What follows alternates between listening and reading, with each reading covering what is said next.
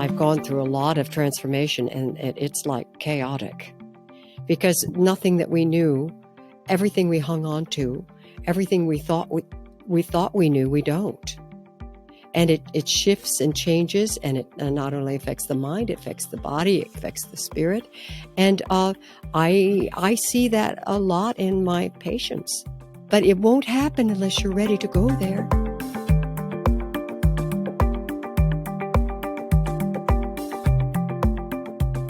I'm Michael Max, and this is Geological. One of the problems with having a regular meditative practice is noticing how frequently I find myself complaining. It's easy to ignore when busy with the daily stuff of life, but when sitting quietly, oh boy, the story machine really shows itself for what it is. And I'm surprised and often frustrated with how my thoughts are more full of complaint than gratitude, appreciation, or the spark of some brilliant idea. The to-do list, that damn thing is endless. And it's endless because there are all these mental nudges and nudges that start off with, you need to do this, or you got to do that, or you should do blah, blah, blah. You know what I'm talking about. It's the I have to that really has my attention lately. It's had my attention, as that little phrase seems to preface so many of the activities that I don't like, don't want to do, and feel put upon because they are my responsibility. And in general, tends to fire up a litany of further complaint. I have to. Catching that one is like pulling out a weed while it's still small and without firm roots. The I have to is the catalyst for a symphony of bad attitude and feeling put upon. And to make it worse, most of these are things that, because I made certain choices in life, they come with the territory. Changing the I have to I get to opens up a whole different terrain. I get to write the rent check. I get to tidy up the clinic. I get to do some continuing education. I get to wash the dishes. Shifting I have to I get to has helped me to take more responsibility for the life that I've asked for and the life I'm creating. It reminds me that I have a choice, and those choices usually bring along some responsibility that I may not like, but in the end, I'm grateful for it because it means I have the opportunity to live the life of my own choosing. And I suspect that choosing my response, recognizing that the rent checks need to be written. And since I have a lovely place to practice, it's more helpful to write it from that place of, I get this opportunity to do this. You might want to try it out for yourself the next time you're complaining about your experience with I have to. Try switching it over to I get to. See what happens. I want to share something with you that I recently heard on another podcast, and I found it quite helpful for waking up in the middle of the night and not being able to fall back asleep due to a busy mind. I was recently talking with a practitioner friend about having gotten a good, solid 8+ hours of uninterrupted sleep, and what a delight it was. And he said, yeah, we talk to our patients about the importance of sleep, but man, a good night's sleep is easier said than done. I can relate. Sleep at times is an issue for me, and I have other practitioner friends, our sleep isn't that good either. Swan Sao Ren Tang and Tianwan Bushindan aside, a good night's sleep has more moving parts than the right herbal formula. So I heard this on a podcast the other day. It's kind of a Nate Gong thing. When you wake up at night, try doing this. Tell your brain that it's become a random number machine. It's your brain's job, instead of going through all kinds of thoughts about things you got to do, to simply generate a random number between 01 and 99. Could be 87, 42, 23, 05. 37. You get the idea. Almost like a mantra. Just let your brain come up with a random number between 01 and 99. I have found for myself it helps with getting back to sleep in those times when the brain wakes up in the middle of the night and it wants to go over the details of what you're going to do 4 hours from now. In a moment, we're going to get into a conversation on extra-rational frameworks, vibration, music, and sound. These conversations come to you through the generous support of our sponsors and members.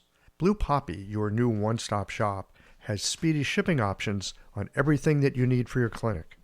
It's Women's Health Month at Mayway Herbs. check out their new website for learning resources on helping women with herbal medicine. Are you a creature of habit? How about making a change that helps your patients and the planet with AccuFast needles? And later in the show, raising your fees doesn't have to be a difficult process. Jane has helpful suggestions on making it easy and effective. And finally, have you considered that having a thriving, profitable practice is one of the most healing things that you can do? Julie Bear Don't Walk has, and she can help you do something about it too. Do be sure to visit the sponsors page on the Qiological website to take advantage of all the special offers our terrific sponsors have for listeners of the podcast. Picture this. Your clinic is buzzing with patients, and then you realize that you're down to your last box of needles. No need for panic, because Blue Poppy, your one-stop shop for all your acupuncture needs, they ship orders received before 3 p.m. on the same day. With a quick visit to Blue Poppy's website, you can order premium needles, herbal formulas, and that special Dr. Bob's oil that your patients love. Blue Poppy understands practitioners can't keep patients waiting. That's why they strive to get you what you need when you need it. From high-quality Chinese herbs and formulations to acupuncture supplies and clinical essentials, Blue Poppy has served practitioners for nearly 40 years with products that meet the highest of standards. Discover everything Blue Poppy has to offer by visiting www.bluepoppy.com, and don't forget to subscribe to their mailing list for exclusive offers and more. Hi folks, I'm Yvonne Lau, president of Mayway Herbs. May is Women's Health Month, and as a women-owned and women-run business, we especially love how Chinese medicine can support wellness through every stage of a woman's life. So in this month's newsletter and podcast, we're covering topics like PMS, pregnancy, menopause, and osteoporosis. We'll share expert insights and effective treatment strategies you can put to good use in your clinic. Our Plumflower brand line includes herbal tea pills, tablets, extract granules, and organic herbs, all of which you can find on Mayway.com, and where you can also find articles, videos, and other resources to support your practice. Since 1969, Mayway has been a trusted source for high-quality herbal products. In these challenging times, please know that we remain committed to keeping our products accessible and affordable so you can take care of yourself and your patients. As always, thank you for supporting Real Chinese Medicine. Daily habits and routines feel comforting, familiar, easy, automatic. That's the power of repetition. You've worked out the kinks and can do it with your eyes closed. But what if you shook things up? What if you ditched the old routine and tried something new? Hi, I'm John Sten. I've practiced acupuncture for over 30 years, and together with my wife Kelly, we created the world's first eco-friendly acupuncture needle.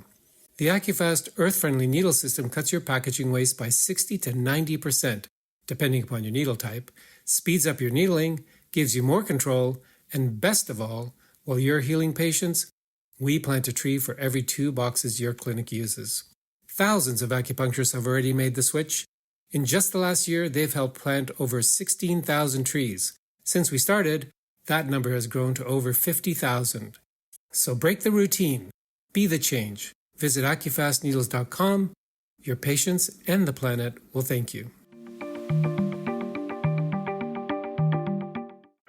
Mary Elizabeth Wakefield and MichelAngelo, welcome to Qiological. Thank you. Glad to be here. Yeah, it's great to be here. It's fun to interview 2 people at the same time, 2 for 1. What a deal. Is this the first time you've had 2 for 1? It is not the first time I've had 2 I'm for 1. so grateful to hear that. In fact, I did one a little while back. It was me and 3 other people. You know, it's like one of those black belt things where Ron Dory. Oh my God. That was fun. I just wondered if each had their own mic. They did because they were in separate locations. Ah. This is actually the first time I've interviewed 2 people sharing a microphone. Okay, there's a first. Let's see how it goes. We'll find out. Yeah. All right. So, Mary Elizabeth Wakefield, you're a bit of a known name in our profession. Did you say no name or known name? Known name. Okay. People have probably heard of you in one way, shape, or form or the other. I am always really curious to know how people found their way to acupuncture, because for most of us, it was not a first career. Mm-hmm. What I would like to know a little something about is how you got from opera to acupuncture. Do you want the long form or the short form? We can have any form we want because Okay. we have as much time as we want on the podcast. Okay, cool. I grew up always singing, and I got into the opera field and was singing all over the world, and I ended up living in Tokyo for a while, and for about 3 years. And I did some concerts there, et cetera, et cetera, et cetera. But I had my first acupuncture treatment by a well-known Japanese acupuncturist. And I was so excited about it that I decided when I went back to New York, I would look into going to acupuncture school. How's that? Holy smokes. Wow. What happened in that treatment, if I may ask? Well, there was no pain. That was the one thing. I enjoyed the fact that I felt what happened. I felt amazing. My chi, my energy was moving. I could sing better. I felt more grounded. Ah, Yes. sing better. Hmm. Uh-huh. But before that, I've always been exploring healing modalities. I became a shiatsu therapist before that. Still at the same time I was singing. Worked with Dr. John Upledger, the late John Mm, Upledger, with the hmm craniosacral therapy, polarity therapy, etc. So it was a natural, and just one always sings because it's part of the soul. It's part of our souls. All right, Michelangelo, I want to get to you in just a moment. I'm not leaving you out here. We're coming back around to you. Now, listen, it's But okay. I'm used to being the eye candy in our seminars, so now, she's the acupuncturist. I understand perfectly. But we're both. dude, this is a podcast. They can't see you. You're gonna have to be the ear candy. That's fine. Okay. Excellent. See, So we're coming you back. notice how he got the attention. He upstaged me as usual. Anyway, but continue. I am here. I'm for you. I'm right here. Okay. You say singing, you just said something about singing, it's in our soul. What about people that can't sing or don't sing or were taught they can't sing? They long to sing. My mother was one of those people. She was told when she was a little girl that she didn't pass some sort of test, singing test, and they told her that she would never sing. She did not have a voice and forget a music career, which damaged her. Yes, of course. And a lot of people are told that. And actually, I think people can sing even when they don't think they can. Maybe they were told by somebody they couldn't. So she went on to become a painter instead. The Aha. creativity moves on. Yes, yes. If it can't get out through one venue, it'll get out through another outlet. Exactly. But it Yeah. does open up the spirit and the shen, the soul. And it was for me, a fantastic way to get therapy. Because when you sing, the breath is going through your entire body. And what happens is any emotions come out. They release crying, anger, upset, and you find yourself grounded and balanced. So I never needed to go to therapy. I just sang. This is really interesting. I think of singing as being part of the earth element, according to our Wuxing. And just listening to you speak about singing, how it goes through you with the breath, and the emotions can really flow. I'm Hmm. thinking, wow, I hadn't thought of the earth element as being this kind of conduit for the complete expression of emotion. But it sounds like that may be in there. Am I hearing this clearly? Yes, and I think it's very well said. I hadn't thought of it that way, but you're right. It is a conduit for the sound. I had a wonderful voice teacher years ago who was one of the old bel canto teachers, and she said, and she was one of the people who fled from Cuba. The family years ago had a big sugarcane estate, and they had to leave, and she was actually Cuban, but she'd sung at in Milano at La Scala many years ago, the great opera house. And she said, Maria, you are a hollow bamboo. You are a hollow bamboo from the bottom of your feet to the top of your head, and the breath goes through you, and through that comes the sound. Yeah. Yeah, okay. The next time I'm in clinic, I think I'll just bring that image up as I'm about to put a needle in. I think it'll help. Yeah, okay. I think I can tell that you are a amazing acupuncturist because of the Really? yes, the way you are, your questions, your creative mind, the way you respond to things, the way you uh, are receptive to new ideas. I think as acupuncturists and grounded, that it's very important to be creative because I think it's an art and a science. Well, it is an art and a science. I think there's no doubt about that. And in fact, one of the things that I've been curious about for a while now is how art and science, really two ways of being able to use our perceptive ability, got so disconnected. Why do you think that is? I don't know. I don't know. I don't know why it is. I've noticed that it is in this time that we inhabit. Mm-hmm. And in some ways, our work of repairing the world, in a sense, is perhaps bringing those back together. Certainly, we see that our medicine helps us to bring those back together. Absolutely, and this new book we wrote, co-authored together, Vibrational Acupuncture, where we're integrating acupuncture needles with sound, with tuning forks. We have a chapter that discusses that very thing that you just Okay, expressed. I want to get into that in just a second, but we're playing tag team here, so I want to hear from Yes, the eye candy. eye candy's ready. Trust me. I want to hear from the eye Okay, candy. there What he brought is. you into this path of medicine and healing? Well, we've been together now for 27 years. We met singing opera at a little festival in the Midwest. And at the time, Midwest? Where in the Midwest? Indianola, Iowa, the Des Moines Right. Metro Opera Festival. Okay, that is Yeah, Midwest. and Very. a very respectable summer opera festival. We've never been back, but it was clearly destiny that brought us there in the summer of 1992. And at the time, I really was very disconnected from myself. The only time I really remotely got grounded was when I sang, but we met, and it was obvious to me from the beginning that Mary Elizabeth was a very unusual opera singer. She seemed to have a profound spiritual core, which not all of them do. And it was just one thing led to another. And then we've been partnering each other in a variety of ways ever since. First as performers, and then latterly, of course, as teachers and healers.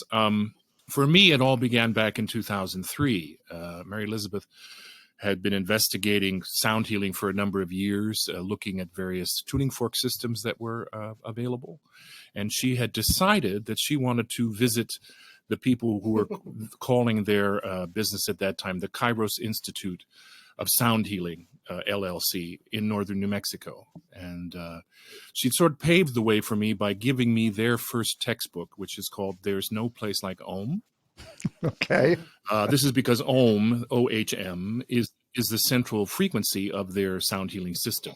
And Om is, for the record, an earth-based frequency. So she said, I want to go to, as she said, meet the tuning fork ladies in northern New Mexico. So we made a very lengthy pilgrimage from Tucson, where we were on business at the time. She was working with a certain person in an herbal company at that time. And we drove all the way up there and we met. Now, as I said, I had read the textbook and she piqued my interest because by this time, of course, I had become an astrologer and had been an intuitive consultant for many years, and had also investigated vocal sound healing, as we both had. Mm-hmm. So you've already had your own path that you'd been following. Yeah, well, it was largely precipitated by, our reconnection, at that time. I realized there was a whole aspect of myself that I simply was totally unaware of, what I would call my irrational self. And that got me into doing, intuitive consultations with tarot, and then fairly early on into astrology. And we taught a variety of different workshops based on those types of things. We did a whole relationship workshop based on the tarot at one point. But so in 2003, we're there in northern New Mexico. She said to me before we went, she said, "Oh, by the way, they have a Chiron tuning fork." Now, I don't know if you know anything about Chiron, but it's one of the latest additions to the astrological symbol set, I guess you could say. It was discovered by an astronomer named Cowell back in 1975, and it's become to be associated by most astrologers with the wounded healer. And again, this was interesting because I'd already been working with Chiron. We both had, long even before I became an astrologer. So she said, they've got a Chiron tuning fork. Let's go meet them. So we went and, without, wanting to make the tale longer than it already is, circumstances contrived that I ended up actually co-teaching with Donna Carey, a PhD, who incidentally is writing the foreword to our book, co-teaching advanced level seminars with her, because at the time there was nobody in their community who had the combined background of astrology and classical music, and they needed someone to step in for the departure of her then co-teacher. So I stepped into the breach, and that's kind of how I got into this type of sound healing. I want to hear more about this Chiron tuning fork and this ohm, because I've heard of ohms. I think it has something to do with sound. Am I right about that? I don't know much about sound. Well, Om, as a chant, of course, has an ancient Hindu.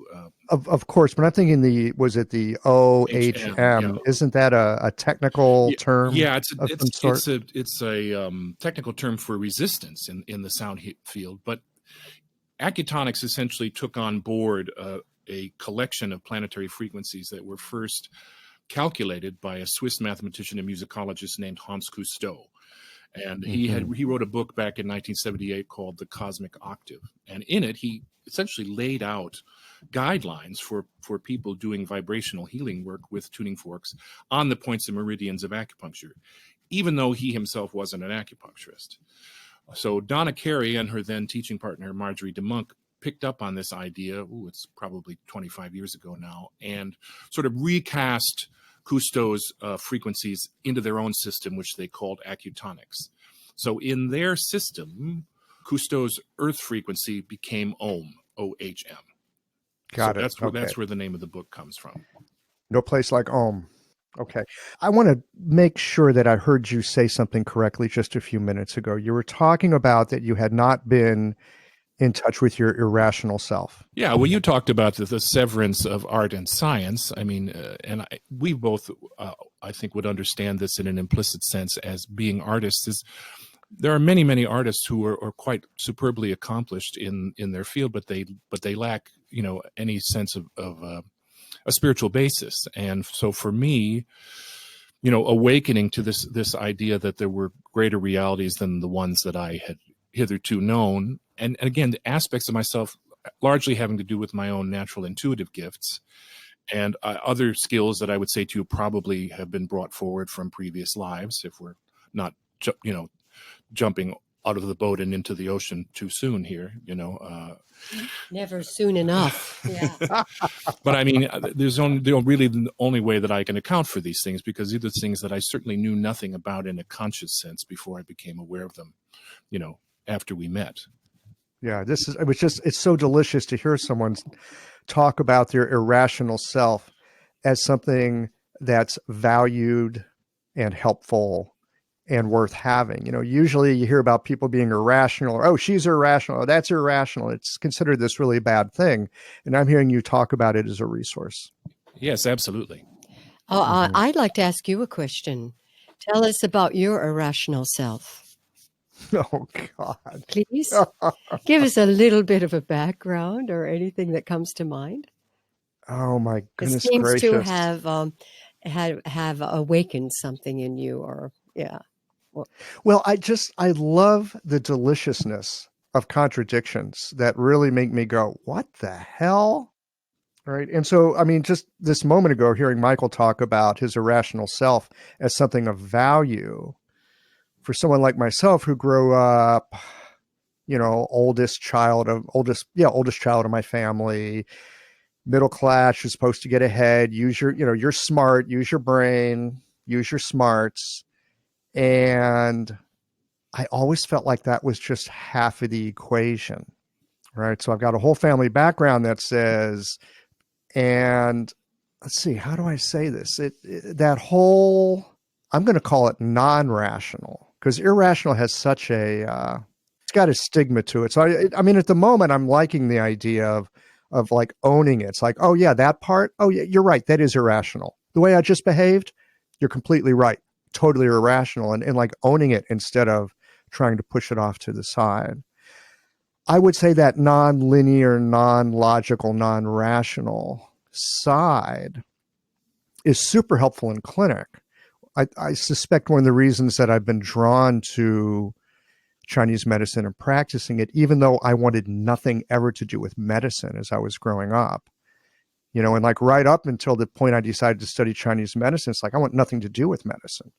And yet here I am 20 years later, practicing it, having a podcast, having these conversations, and recognizing that there is this aspect that has very little to do with logic and a lot to do with something else, but it very quickly moves into a nonverbal realm. And so I find it difficult to speak about directly. And it's also an element that I would say is alive in my clinical practice. I think I'd like to answer to that. When I'm in clinic, I am very intuitive. I know logically what to do, but I listen. I listen to my patients. I test their energy. I use sound in my treatments. I integrate tuning forks with them. I integrate with needles. More than that, I've learned in my many years, and I can't speak for you, it sounds like it, that I need to trust that non-knowing, that trust that in this moment, I don't know, and things change. And then they change again. It's the constant changing. So the whole idea, Michael, I'm learning more and more in my practice and in teaching and working with people and also singing, is to be present, to be as present as possible, as present in that moment. And in that moment, there are many, many different moments. And in that moment, there is an eternity. And that is, I'm not good at that all the time. Well, I am. What we are about these you? time-bound beings. We have this sensorium that brings in a certain amount of light, brings in a certain amount of sound, certain amount of sensation. And to everything else, we're blind through our usual senses. And yet there's plenty going on beyond our usual senses that's out there, right? We've got instruments that can measure sounds that we can't hear. We've got instruments that can measure light that our eyes can't see. So we know that, from our scientific technology, that there's more than our sensorium can bring in. My suspicion is that the human being is actually a very, very sensitive creature, like all the creatures on this planet. And there's, especially when we do get quiet enough to listen, there's things that can be heard that the ears don't hear and that the eyes don't see. Well said. I think being receptive is something that seems to be outmoded in our society today. To be able to receive, as you said, to listen, to receive. When I work with people, I use the tuning forks on either side of their head, and I work with the corpus callosum first, and then I ground them. The corpus callosum. So now you're getting into your osteopathic stuff here, huh? Or are you thinking about it differently? No, I'm more interested in and working with the creative, the emotional brain, and the nonlinear brain, and balancing them, because as you know, in auricular therapy, in front of the tragus cartilage, there's a corpus callosum point. So I've learned that sound literally takes in only what it needs. In other words, you can never overtreat with sound. You can overtreat with microcurrent, with acupuncture. You can overtreat. But the sound, literally, if you are overtreating, the sound will go up your arm with the tuning forks, and not the person that you're working with is not affected by it. But I find working with that receptive brain and that receptive nonlinear brain and the linear brain that is more yang, finding that balance, I find in balancing that with having them listen to the sound. And I can tell by either side of the ear and listening to these ohm forks that one side will be absorbed more than the other. And then I realize, oh, well, the right side was absorbed. Something's going on with the left brain, or they're tired, or they've been very logical the last many days that they've been working, or they long for quiet or serenity. If it's the opposite, they long for creativity. They long for intuition, to be more receptive. And I actually, and Michelangelo and I have worked on this together, we can actually balance that. And the whole treatment, the entire acupuncture treatment, is different after that. This episode is brought to you by Jane, the clinic management software that honestly just makes running a practice easier. Let's dive into something that's never easy, but sometimes necessary: raising your fees. It can feel awkward, right? But here's a tip that can really help. Consider offering flexibility to your patients as you introduce the change. When patients face new fees, it's natural for them to feel uncertain or concerned. That's where flexibility can really make a difference. Offering options like a phased increase, suggesting a payment plan, or even taking a moment to talk things through can help to ease the transition. These thoughtful gestures show your patients that you're listening and care about them, which strengthens the trust you've worked so hard to build. If you're looking for more ideas on how to navigate these kinds of changes, head to frontdesk.jane.app and check out the article, How to Tell Clients You're Raising Your Fees. One last thing, if you're ready to give Jane a try, you can use the code CHEOLOGICAL for a 1-month grace period on your new Jane account. I've got a couple questions about this. This is tasty. And this is great because I'm this guy from the Midwest. So, well, I'm a girl from the Midwest. Well, but you've been doing this vibrational healing for a bit, up to and including all the singing that you've been doing. I was taught that I was not able to sing in the 6th grade. I am too. It really pisses me off. Really? I'm sorry. That's not true. I believe it's not true, but working through that's another issue. We have to get together, all three of us, and have a forking session. I'm sure that we can get you singing and your corpus callosum balanced, and Anyway, I'm going to take you up on that invitation. Okay. That sounds great. I'm sorry, I sidetracked you. Go ahead, and what questions do you have? Well, there are no sidetracks in a podcast. It's all just a conversation. Okay, so I don't have much experience with sound healing. Mm-hmm. I got my own issues. In fact, as we're having this conversation, I realized, there's a part of me that just might have issues with sound, period, given some earlier experience. But that's stuff to work on another time. I'm interested in your experience. You were talking about using tuning forks on either side of the head, working with the corpus callosum. And if I heard you correctly, you can feel whether the sound is going in, whether the sound is going up your arm. So it's possible in the treatment to both be treating and, I'm going to say, diagnosing, being attentive to what's actually happening at the same time. You've got two things going on. Is this true? Yes, absolutely.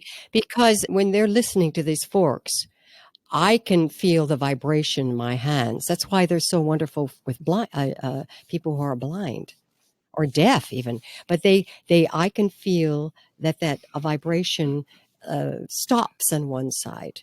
They can hear it. I can feel it because I'm holding the forks.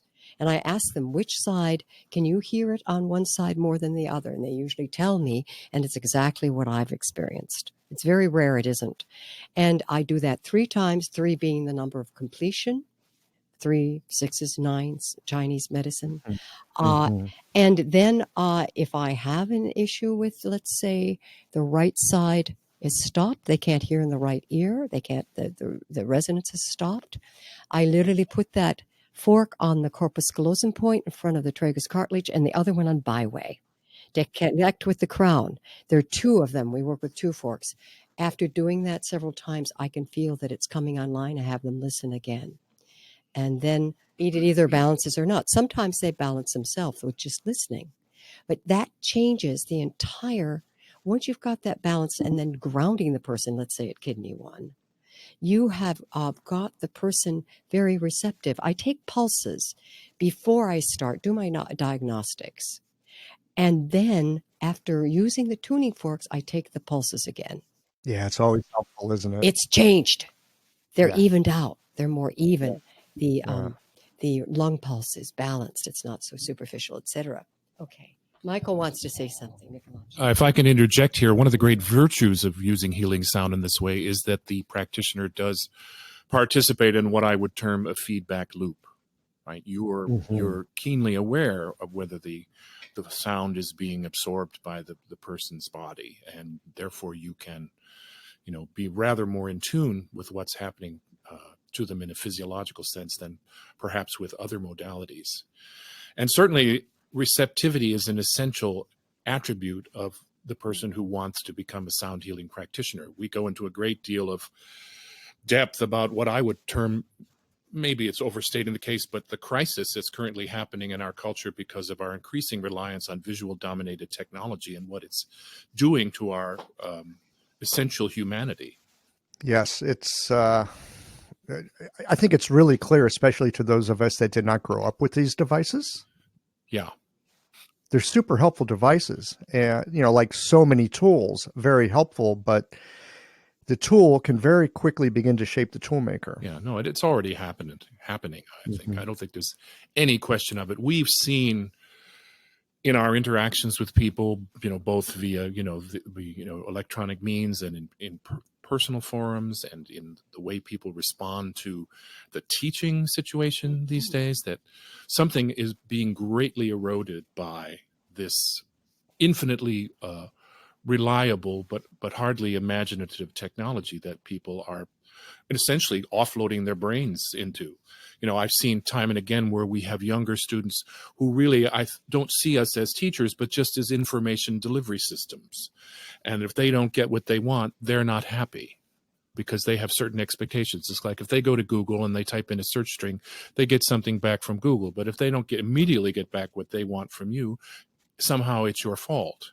And this in a sense is turning the teacher-student relationship on its head. And we've already seen this also to a certain extent with institutions, where now institutions are treating their students like customers rather than people who are there to learn and to be passive recipients, if you will. I mean, maybe again, that's overstating the case of the information that's being imparted by people who know vastly more than they do. Yes. I can remember, and this was a surprise to me. This was 20 plus years ago, being an acupuncture school. There were 3 schools in Seattle at that point. And so I had friends in different schools. And I can remember sometimes being at parties and hearing second-year students talk about a teacher and go, oh, that teacher, they don't know anything, blah, blah, blah, blah, blah. And I'm thinking to myself, how could you possibly know? You're a second-year student. How would you know if a teacher knew something or not? What do you have to judge that with? And I think your point's really well taken.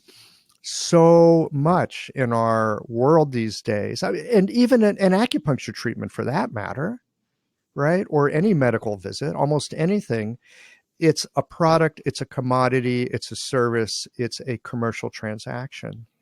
And we want to get what we think it is that we want.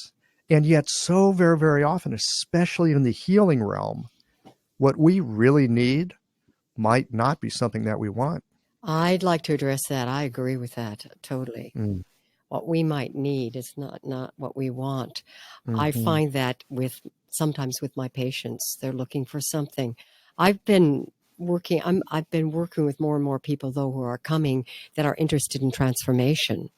But when I do the facial acupuncture, they immediately want immediate results. It's like, why can't it be like Botox? Why can't it be this way? And I talk about the Constitution, the time it takes, and the medicine, and people begin to understand that, and some don't. Some don't understand it at all. But it is interesting, as Michelangelo talked about, the social media. Everything is right. Facebooks, you have to look good. You have to be liked. The self-esteem. There's a lot going on, and the noise that we have in New York City is outrageous. Because we're working with sound, and it just gets higher and higher and higher. The decibels get higher and higher, and but you're right. People. It's good when they don't get what they think they want.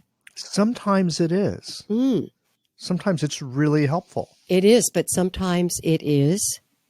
Were you going to say not? I was going to say it's usually not comfortable to not get what you want. You know, most of us as human beings, there's things we want more of it. There's things we don't like, we want less of it. That often will take us to a health practitioner or to a store to go buy something or to the internet to try to get us more of what we want and less of what we don't. Yeah. And are you struggling with anything like that now? Oh, I'm a human being. I struggle with that kind of stuff all the time. I think it's innate to being here on this rock. I would say at this moment in my life, I'm pretty satisfied in a lot of ways. I've got a nice practice. I've got this podcast, which is really fun. I feel like I'm connected to a community, and I feel like I have work that is extraordinarily satisfying. And at the same time, it's very challenging. And often, frustrating is not the right word. Let's just say I was talking with a buddy of mine the other day, and I forget where he got this quote.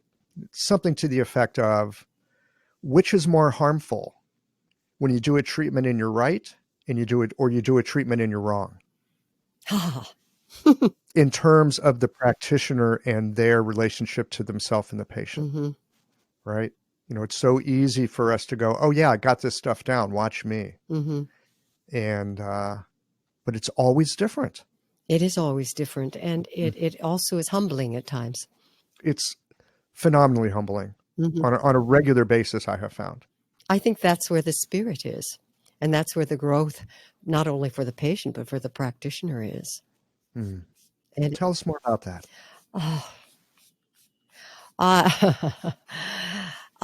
Sometimes I think I know that I think I'm helping the person, and it doesn't happen that way. I actually invite not being right.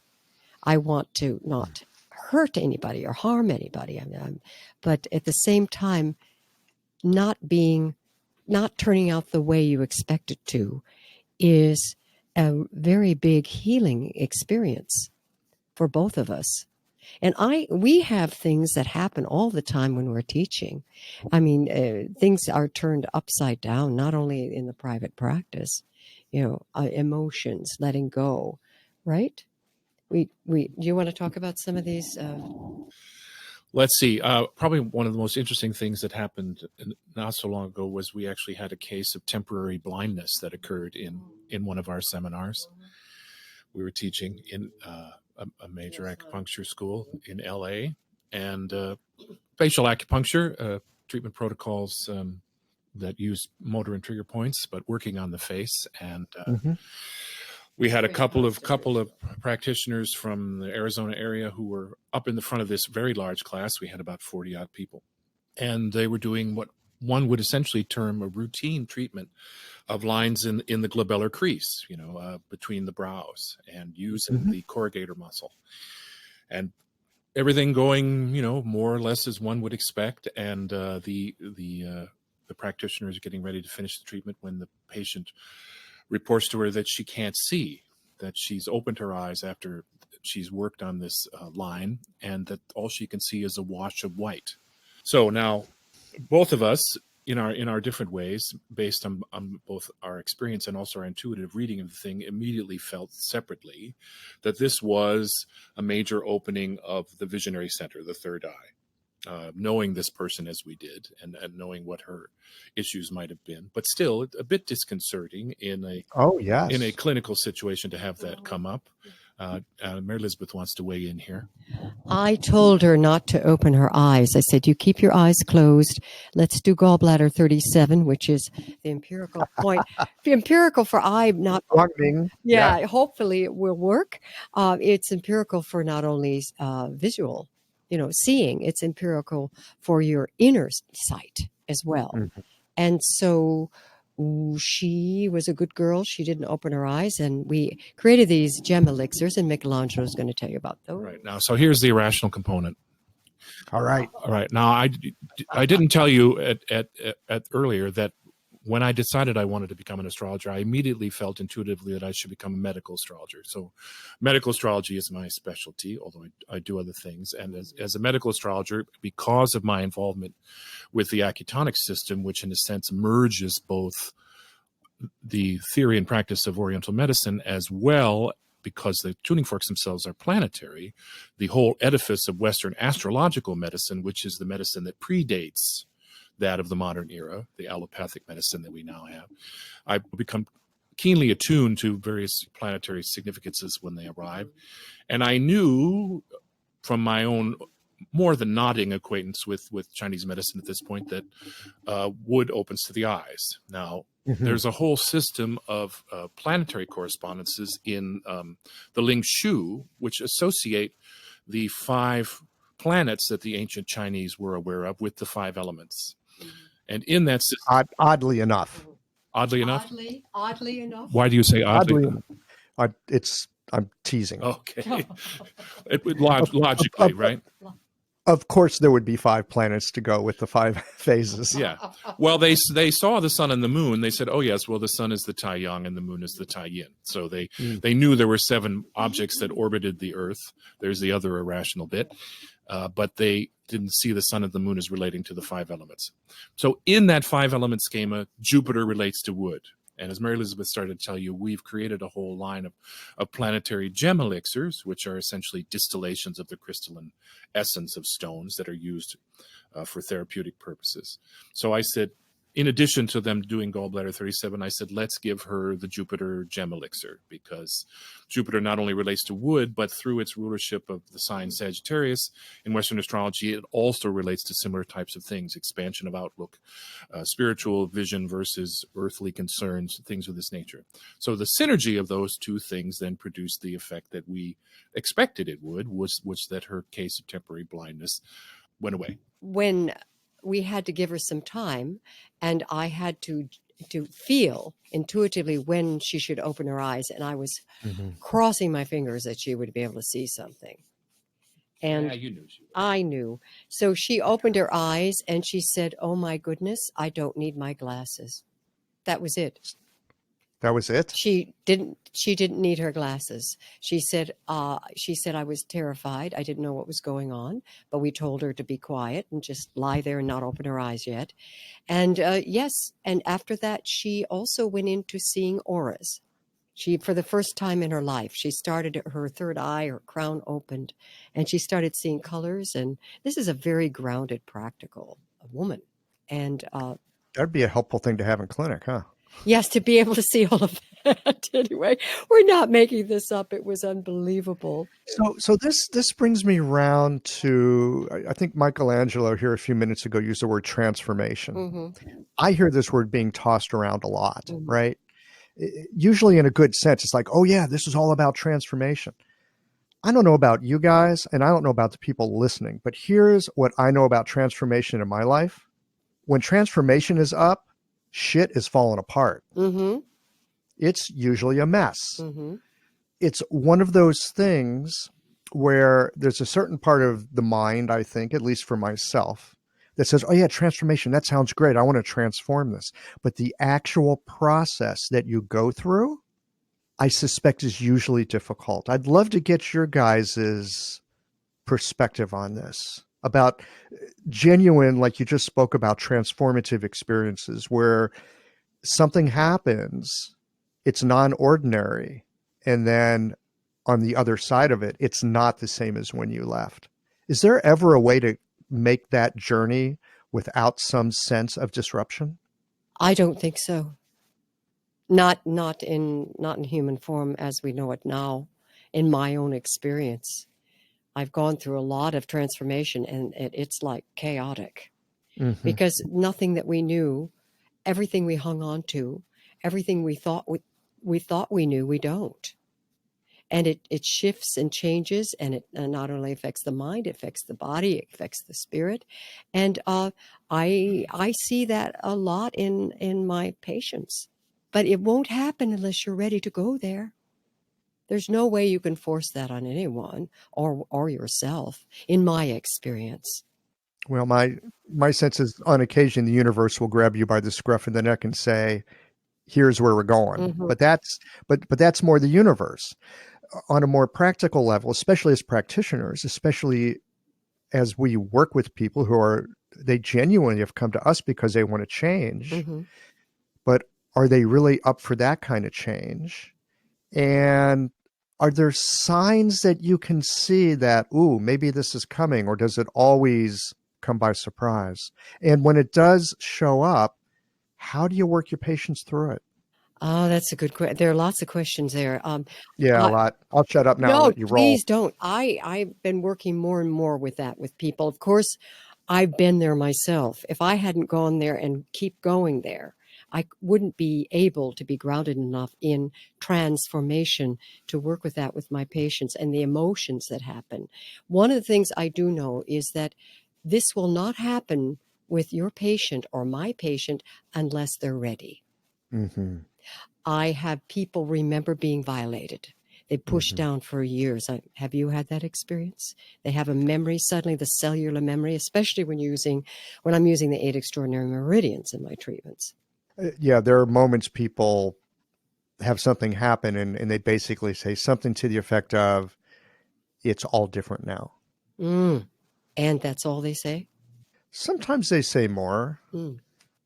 Usually they're in a bit of a state where being really verbal about their experience is difficult because they've been through a deep emotional, Mm-hmm. psycho-emotional experience. And it's hard to put words on those unless you're like a Rumi class poet. Mm-hmm. Or Hafiz or somebody like that. Yeah. Yeah. I agree with you. When a person is going through that, it's emotional. Things break up. Emotions, crying, letting go. I've been working with a young woman now was originally adopted, and she has gone through a lot of pain around being adopted, and not knows who her birth mother is, but feels that disconnection from prenatal chi to postnatal chi. Mm. That coming in and out of the womb, she doesn't feel. We've been working for a while, and and we usually sit down and have a talk first. Where are you now? Where are you? I have her. She expresses herself. This is one patient. And she is starting to realize that there are certain emotions that are coming up and certain things are shifting and changing. Maybe not the day I have the treatment with her, but when she comes back or she texts me or she emails me and lets me know that she's had an aha or she's going through this pain, she comes around to the other side. I'm there facilitating. I'm there being as grounded and being as present as possible. And when Mhm. the emotions come up, they feel safe because I've learned how to have a groundedness and a safe container for them to let go if they want to. Having a thriving, profitable practice is one of the most healing things you can do as a healthcare practitioner because a robust business is the ultimate expression of vital chi. And that's the heart of our medicine. I'm Julie Bairdontlock, and I help practitioners grow nourishing, profitable, authentic businesses that embody the generative cycle of Chinese medicine. This isn't about all yang all the time. It's about expanding your own internal capacity, growing collaborative relationships with your patients for ethical patient retention, and marketing as an extension of this medicine, not a necessary evil. You already know that everything is connected in your patients' lives and bodies. The same is true for your business. When we align your systems, your schedule, your pricing, and your offerings with you, we create flow, which means more spaciousness, more impact, and more joy.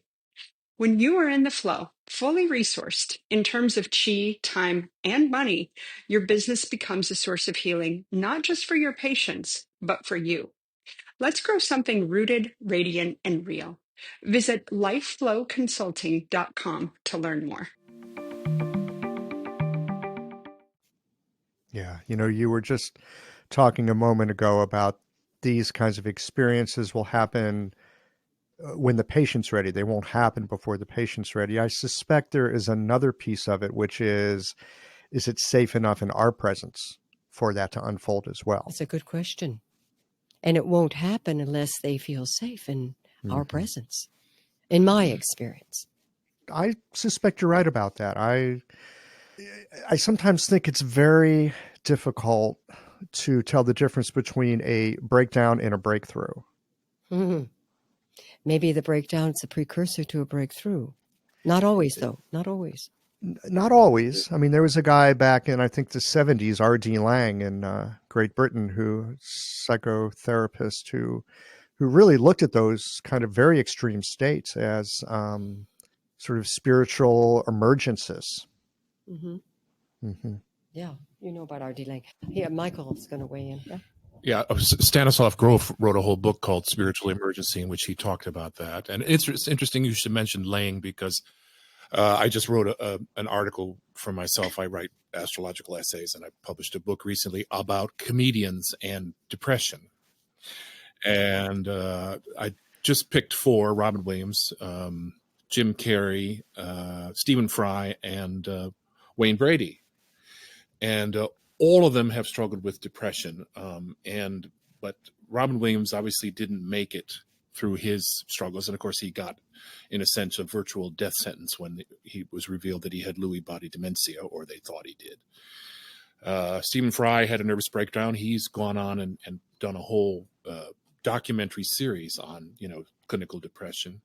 And Jim Carrey has been making some really weird statements recently, and has obviously left the whole Hollywood persona behind, and presumably is trying to find himself. And you don't really know, based on what he's saying, whether he is sort of experiencing a spiritual awakening, or if he's going to crack up.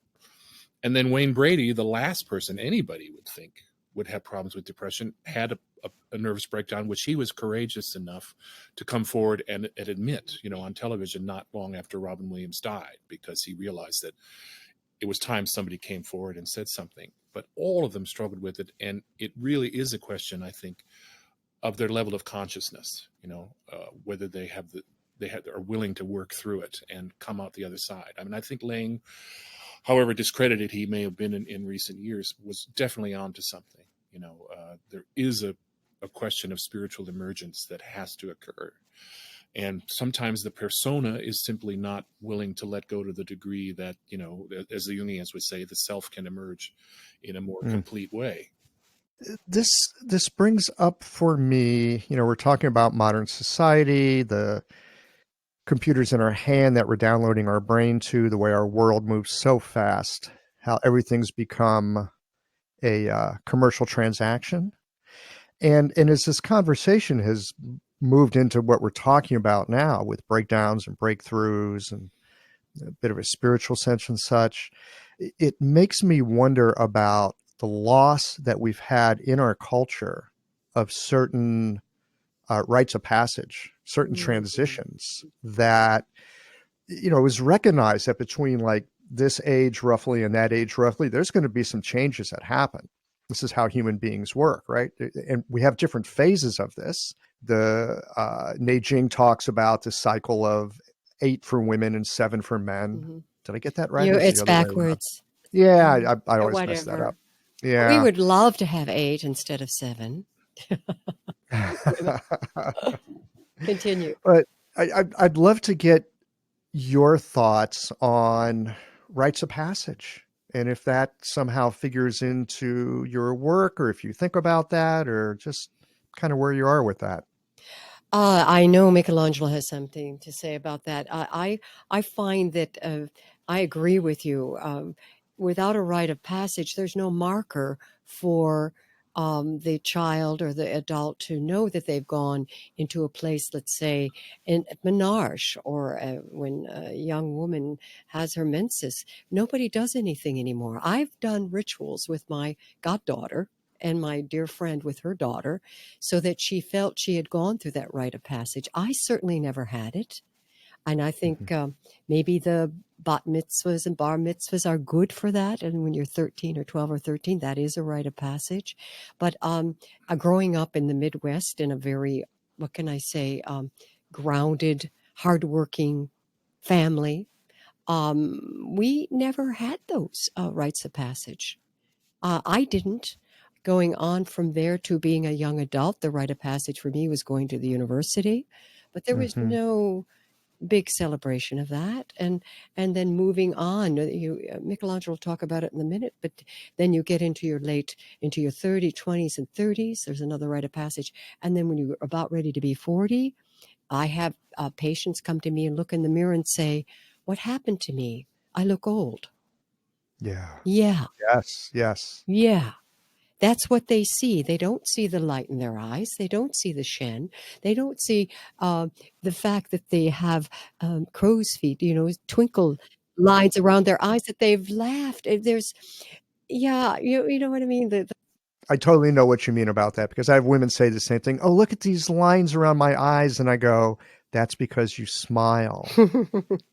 Being the face being the most emotional part of the body. Thank God we can express ourselves, except if we inject ourselves with Botox and then nothing moves. So don't get me started on that one and that neurotoxin that people are putting into their systems. But then you go on further, and after the 40s, you start going angling oneself toward 50. That's usually the time when my patients come in and say, "My husband just left me for a younger woman." I said, "With a little red sports car, right?" Very yes. But I work with that, and there's been amazing shifts. People get through that, but when you get close to 50, people feel like they're really old and they're invisible. I don't know about men, but women feel invisible, like they don't matter. I can remember this is years ago when I was still living in Seattle. And I remember a woman that I was treating who was working in some pretty good sized corporation. And she was talking about how men can age basically any way they want, and they're still going to keep their power in that structure. Women have to age in a certain kind of way and keep a certain kind of, I'm going to call it conventional beauty, Hmm. or they're not going to have the same opportunities that they would have had 10 years prior. And I remember her coming, talking to me in my acupuncture clinic about, what can you do to help me look younger? Because it's not that I'm vain. It's that if I want to keep my job and work at the level that I'm working at, I need to look a certain way. Exactly. Exactly. And so they feel that pressure. I've had men come to me and say that. Mm, I look tired, I look old. They're going to they're going to fire me if I don't look better. mm. And I've worked with men that way too. I have Broadway actors and Oh, well, gosh, that's a yeah. whole nother thing. That's a whole different rarefied world. Yes, of course. And then of course heading into the 60s, people suddenly you're over the hill. And going into the 70s, then, oh, you're 150 years old to some people. But more than that, there are rites of passage. There are times in our life that it's very important to feel that shift and to celebrate. And I think, do you ever work with your patients that way with rites of passage, being aware of it, having them aware of it? I don't think so. Not consciously. I mean, maybe on occasion if there's a wedding or if there's a death or, something that's big and they're being rocked by something big Mm-hmm. and they feel like they're broken. Mm-hmm. But the thing that they think is wrong with them is actually the thing that's right with them. Aha. In that case, I wouldn't say that I have thought about it in terms of working with a rite of passage. Although, as we're having this conversation, I'm beginning to think, oh, maybe actually that's what I'm doing, and I'll keep an eye out for it as my clinical work unfolds. There are times when people come to me and they feel broken about something, again, because they think there's something wrong with them, Mm-hmm. but that thing that they think is wrong is actually the thing about them that's right. So let me give you an example. A woman who says, I'm depressed. I've been depressed for 4 months. It's like, well, what's going on? My mother died 4 months ago. And I'm thinking, you're supposed to be kind of depressed, right? You're supposed to feel kind of broken. If you're not feeling a little bit lost 4 months after your mother passing, that would actually be the bigger problem. Mm-hmm. Absolutely. So maybe there is something about rites of passage in those moments. I'm glad we're having this conversation. I'm going to start looking for it and seeing if it might show up. I want to give you to MichelAngelo. He's going to talk to you about rites of passage astrologically, which are very. Great. Yeah. Again, we're veering into the irrational. So for those of you out there that are firmly entrenched in your irrationality, I apologize in advance. That's okay. They'll just have to buckle up. I just want to say that one of the great virtues of astrology is that it shows us how our lives are evolving against the ongoing backdrop of planetary motion, and that, based on the orbital cycles of the planets, there are definitely periods of time in our lives when we are, for want of a better term, going to be subjected to transformational kinds of energies. Mary Elizabeth sort of alluded to that earlier. Particularly, most people are, dimly aware of the Saturn return that that comes around at the end of the 20s, around age 28, 29. Now, without wanting to, digress hugely into astrological symbolism, Saturn has a great deal to do with our accommodations to the physical world. Our choice of career, comfort with manifestation, all of these types of things. And usually when that transit happens, there's something has to shift, because there's a sense that whatever has been comfortable to that point, it no longer serves one's higher purpose. And so therefore, often people do have a period where they become quite frustrated and depressed. I used to give tarot readings in the West Village, and I would, encounter these young 20-somethings who were working for Fortune 500 companies. And they would come in and I would talk to them about their inner lives through the tarot. Again, more irrationality. Most of them had no idea what I was talking about, because essentially they were utterly fixated on the outer world. In other words, they went to work as an analyst for Payne Weber, or, name your investment bank of your choice. They're pulling down 6 figures a year, working like dogs. And they think, oh, this is great. I'm going to become, first I'm going to become a senior vice president, then I'll become a managing director, and blah, blah, blah. But some of them don't make that transition. They get to a point where they would feel that was soul sucking work. Mm-hmm. And that they wanted more from life. And that usually happens around the Saturn return.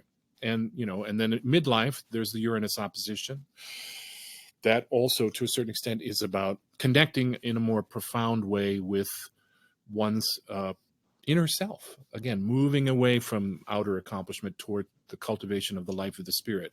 Jung certainly felt that was appropriate at midlife. And the Vedic traditions also say that the first half of life should be for, working on the material world, and the second half should be about, evolution of the spirit. Astrology can help people identify these times in their life when they may be subjected to these types of transformative energies. And this, to me, is one of its great virtues. I mean, I've seen it time and again. I've looked at the life cycles of various celebrities and seen how they've gone through periods where their lives just fell apart. And there's absolutely no reason for it, except that on some level, they're not connected to themselves. And the pursuit of fame and wealth and all these things isn't really what they wanted. They just thought they did. And you can just see how their lives are boom and bust depending on what's going on. So, for example, Wayne Brady, to return to him, had his nervous breakdown during his Uranus opposition on a day when it was almost exact. So to me, there's nothing coincidental about that. That is reflective of his participation in the evolution of the universe, for one of a better. Right on time. Yeah, right on time. Yeah.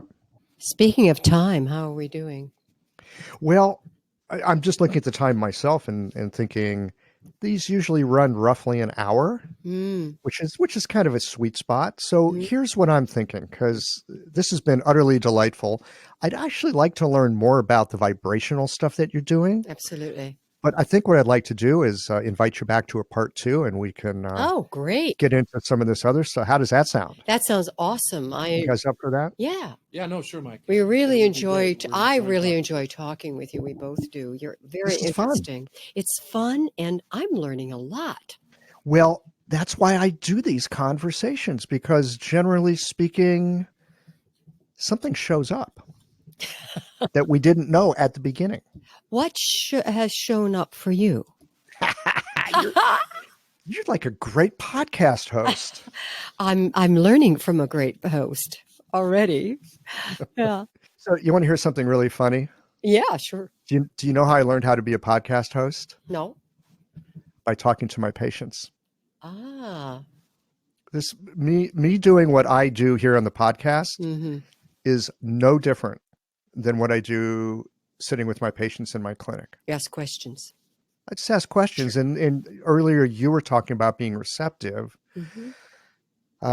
It's taken me a long, long time to develop that because I always think I'm supposed to do something, for God's sake. And there is a place for doing. There absolutely is a place for doing. I find that because human beings are so complex, if I can first know what it is that my patients really need and what they're asking for, Mm-hmm. then I make my life easier and their life better by just giving them that. Mm-hmm. But of course, that means you have to be receptive enough to know what is that they're actually asking for. Because usually the thing that people come in and say, here's what I want, when they write it on their health history form is not necessarily what they're really looking to get. I think that's quite profound. I'd like to explore that further in our next Let's do. podcast as well. Let's do. So, but back to the thing about what I've gotten out of this, there's this delightful impish part of myself that says, oh, they're irrational. Yeah, that's a good thing. I'm looking forward to seeing how that unfolds some more.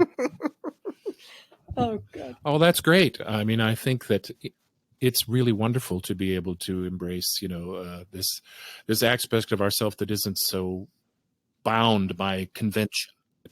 I always used to consider myself, when I was younger, to be an intelligent person with intellectual pretensions. But my life veered off into the arts. I became an opera singer, and that was a great passion for many years. And then after we met and I had really my own crisis of spiritual emergency, I realized that there were these other aspects of myself that most people would look at me and say, you're nuts. How can you possibly believe that there's anything to it? People that I greatly respect, Stephen Fry, for example, a brilliant man, but he has such utter contempt for the things that I do, for astrology, for tarot. And I think, well, that's all very well and good. But for me, this is what's made my life complete, is being able to embrace this aspect of myself. And as a man, that's also, only to this day, only 25% of all astrologers are men. So there's a corrective balance, I think, in embracing the intuitive and irrational way of viewing the world that I think is something that should be ongoing. It's interesting. I suspect there's the same mix between sexes in the Chinese medicine world here in the West. Yeah, you're probably right. Yeah. Yeah. Mary Elizabeth, what about you? What's touched you here today? Community, communication, free flow of heart, questions, mind, spirit, a sense of not even thinking about or worrying about speaking with someone else, being comfortable in this exploration of body, mind, spirit. What touches me is a communion that we've had together today. Touched me very deeply. Thank you. Well, friends, this has been an absolute delight, and I'm looking forward to our part 2. We also likewise. And keep that impish sense of humor. It's very charming. And keep being receptive and listening. We go into a great deal about that in our book, about how essential it is to our humanity and to not have an agenda when you're talking to people and just be in the moment. Absolutely. Ooh, that sounds wonderful. Hey, when's that book coming out? March 2020, Singing Dragon UK, Vibrational Acupuncture, integrating tuning forks with needles. The first one out like that. I look forward to meeting you on a physical plane at some point. Great. I'll talk with you then. Thanks a lot, Michael. Thanks a lot. Well, here we are at the end of this episode. If you've listened up to this point, you're either a rabid fan of Qiological or the forward button on your podcast player stopped working. If you are indeed a fan of the podcast, you can help us to bring new episodes to our community of practitioners by supporting us with a membership or a one-time contribution. Details, of course, are on the website. That's it for today, friends. Join us again next Tuesday for another thoughtful episode of Qiological.